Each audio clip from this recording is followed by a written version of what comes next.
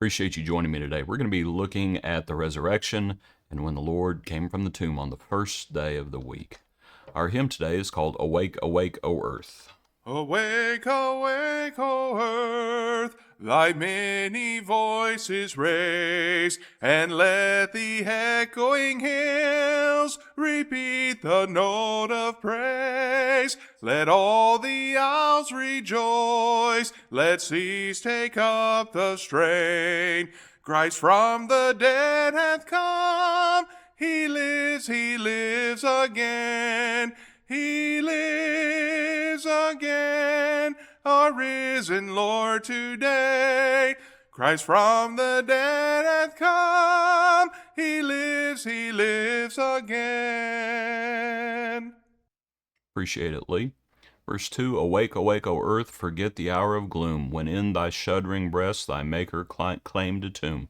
Put off thy wintry robes for garb of joyous spring, crown thee with lilies fair to greet the risen King. Bring treasures of the field, bring leaf and blossom sweet, thy choicest and thy best before his pierced feet. While all thy sons are glad, and tears are put away, let youth and age alike sing Christ is risen today. Lift up thy gates with praise, and robes of joy put on. The Lord of life and death hath risen to his throne.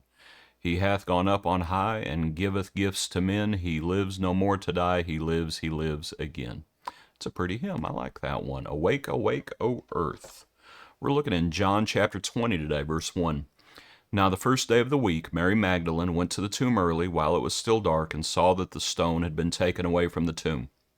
Then she ran and came to Simon Peter and to the other disciple whom Jesus loved, and said to them, They have taken away the Lord out of the tomb, and we do not know where they have laid him. Peter therefore went out, and the other disciple, and were going to the tomb. So they both ran together, and the other disciple outran Peter and came to the tomb first. He, stooping down, looking in, saw the linen cloths lying there, yet he did not go in. And, of course, what you're going to have happening is they're going to depart from the tomb after John goes in and sees the things. They're going to depart, and the first witness of Jesus is going to be Mary Magdalene. And that comes from this account. But I was just thinking today about the first day of the week, the day of the Lord's resurrection, and we know what that sets up. As we think about, we come together on the first day of the week, on the Lord's Day. And that is, I was thinking about it in contrast with the Old Testament and the Sabbath. And that the Sabbath was on the seventh day. And so to look at it from their perspective, from the Jews' perspective, work, work, work, work, work, rest. And it's, you got to work first. You got to work, and eventually you get to rest. Pardon me for bumping my desk there. The work comes first. But now under the Lord, under the new covenant, the week doesn't begin with work. The week begins in praise and worship, the first day of the week. And it's just such a wonderful way to begin the week. And that you put first things first. You don't put the Lord last. You put him first. And that's how the Lord wants it to be. And so it switches from the end of the week, and I don't mean that Sunday is the Christian Sabbath. That's not what I mean, but just as far as the changing covenants, when God's people would assemble, that it switches from the end to the beginning. And I think that's interesting to meditate on.